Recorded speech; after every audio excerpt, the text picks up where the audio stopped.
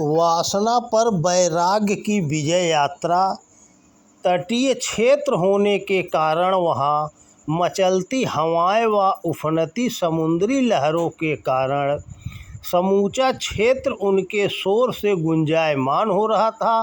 किंतु इस अशांत कर देने वाले अवरोधों के मध्य भी न जाने ऐसे कौन सी बात पैदा हो गई थी जो तट के एक ओर अवस्थित भिक्षुओं के दल में प्रशांति के राज्य को स्थापित कर रही थी।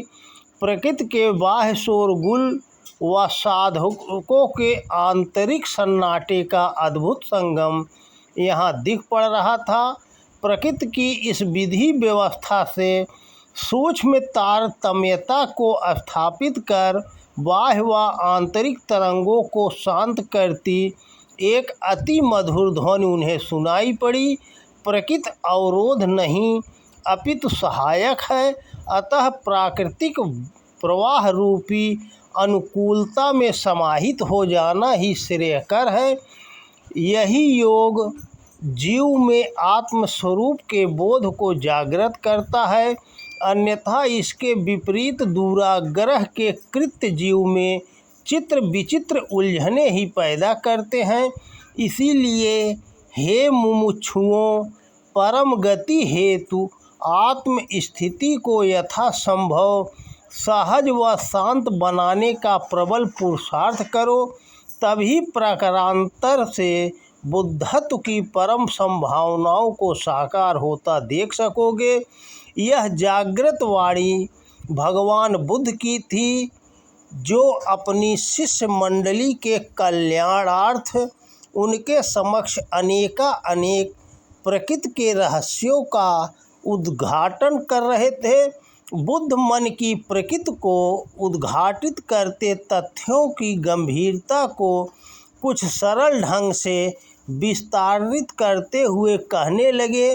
संसार में सामान्यतः व्यक्ति स्वयं की प्राकृतिक आवश्यकताओं की पूर्ति तो आसानी से कर लेता है, किंतु मन की संकीर्णता उसे स्वकेंद्रित कर आकर्षणों के मध्य विलासिता में प्रविष्ट हो जाने हेतु उकसाती है। अतः ऐसे अवसरों में उनका सुरक्षित रह पाना दुष्कर हो जाता है और इसी सुप्तावस्था में भोग के कितने ही जन्म बीत जाते हैं और वह इन घट चुकी दुर्घटनाओं से सदा विस्मित ही बना रहता है। मन में जमी अशुद्धताओं व वास्तु स्थिति की वास्तविकता स्पष्ट रूप से दृष्टिगोचर नहीं हो सकती है।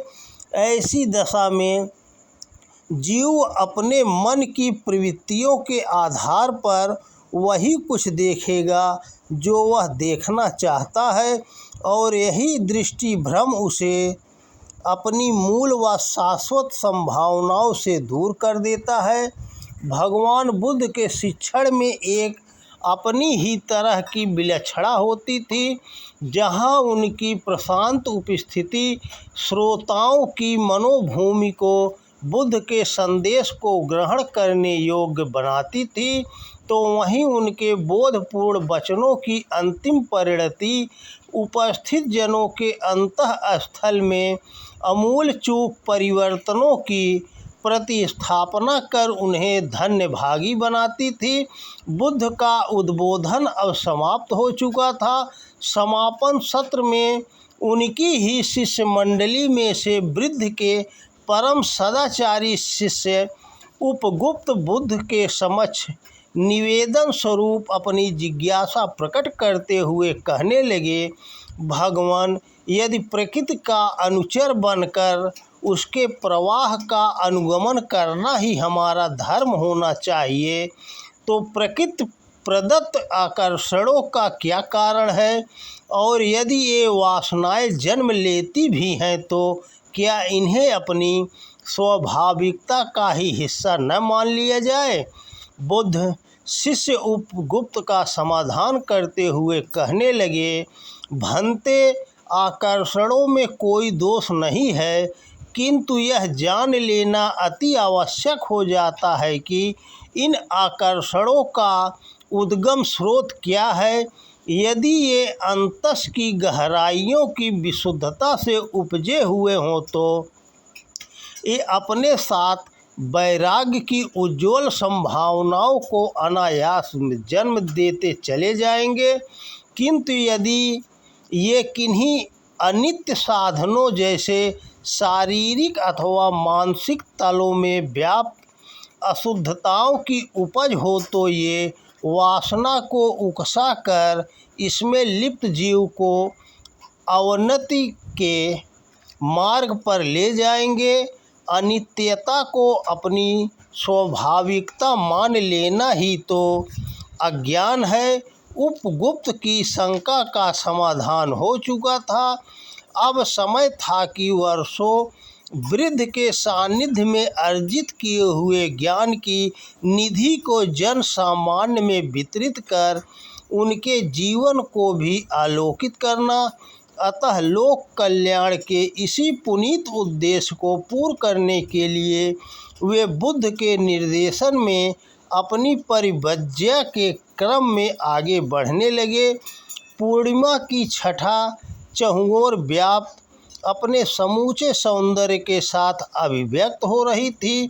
आज रात्रि के प्रथम पहर में उपगुप्त बुद्ध के संदेश को दे चुकने का पश्चात व्यक्तिगत रूप से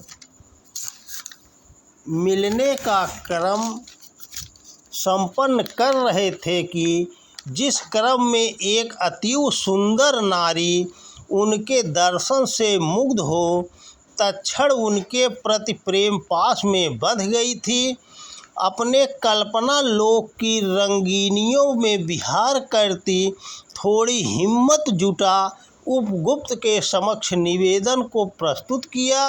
उपगुप्त की दृष्टि जब उस सुंदर नारी पर पड़ी तो वे स्वयं उसके मनमोहक व अनूठे सौंदर्य को देख बहुत आकर्षित हुए, किंतु उनमें बुद्ध के प्रतिनिधित्व का बोध अभी चूका न था। अतः कुछ अंतर्मुखी हो बुद्ध का ध्यान कर वे सामान्य अवस्था में आ गए व विशुद्ध प्रेम के भाव से अपूरित हो उस नारी से उसके जाने के प्रयोजन को प्रस्तुत करने को कहा। कुछ सकुचाती वह उपगुप्त से प्रार्थना के भाव में कहने लगी, हे महात्मन, कृपया मेरे संग कुछ क्षण व्यतीत कर मुझे उपकृत करें। उपगुप्त ने प्रसन्नतापूर्वक उसकी प्रार्थना स्वीकार कर यह वचन दिया कि उपयुक्त अवसर आने पर वे उससे अवश्य मिलेंगे। समय बीतता गया एवं भोग विलास में रत रहने के कारण युवती को अनेक रोगों ने घेर लिया। उसका रूप लावण्य नष्ट हो गया, उसके शरीर से दुर्गंध आने लगी। लोगों ने उसे कुलटा बताकर नगर से बाहर निकाल दिया था। वह जंगल में दयनीय हालत में जैसे तैसे अपने अंतिम दिन बिता रही थी। उपगुप्त को अचानक जब उस नारी की दुर्दशा का पता चला तो उन्हें अपना वचन भी याद हो आया, तो वे वहां उससे मिलने जा पहुँचे। उपगुप्त को देखते ही उस नारी की आंखों से आंसू बहने लगे। उपगुप्त ने प्रेम स्वरूप उसके सिर पर हाथ फेरा तो वह चमत्कृत होकर बोली, जब मैं प्रेम करने योग्य थी तब तो आप आए नहीं, अब क्या लाभ। उपगुप्त सहज हो कहने लगे, देवी, शारीरिक आकर्षण को प्रेम नहीं वासना कहते हैं। भावनाएं विकृत हों तो वासना का स्वरूप लेती हैं और भावनाएं पवित्र हो तो करुणा में रूपांतरित हो जाती हैं। करुणा शारीरिक रूप को देखकर नहीं, आंतरिक पीड़ा की प्रतिध्वनि में प्रफुटित होती है। उसी कारण के फलस्वरूप मैं यहाँ आपकी सेवा हेतु उपस्थित हूँ। उपगुप्त के शब्दों ने उसके अंतर्मन को झकझोर डाला। वह उसने अनुभव किया कि वासना का पास क्षण भर को लुभाता है पर जीवन पर्यंत कष्ट देता है, जबकि पवित्र भावनाओं के फलस्वरूप उभरी करुणा व्यक्ति के व्यक्तित्व को सदा के लिए बदल देती है। आज वो भी एक भिक्षुणी बनकर सेवा के पथ पर चलने का साहस जुटा चुकी थी। तो दोस्तों नमस्कार, वीडियो पसंद आए तो ज़्यादा से ज़्यादा शेयर करें। जय श्री कृष्णा, राधे राधे, जय बुद्ध भगवान।